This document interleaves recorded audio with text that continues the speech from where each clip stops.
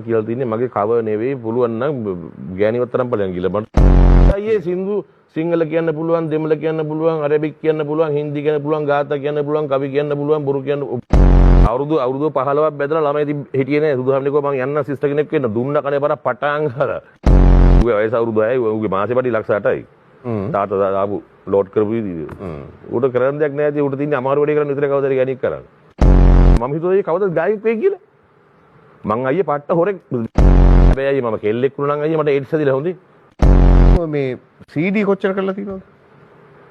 හතරක්ද කොහොමද හතරක් නේද කලුව කීයක්ද බං? මේ කන්නඩි පොඩ්ඩක් ගන්න ඇස් දෙක දිහා පොඩ්ඩක් බලන්න.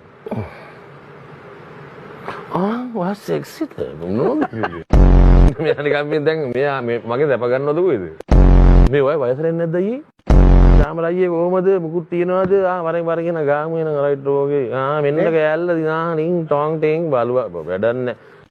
දීර්ඝායුව කියලා ප්‍රාර්ථනා. ඔයා දීර්ඝායු කිව්වට මං යන්න ටයිම තමයි මං යන්නේ හොඳේ.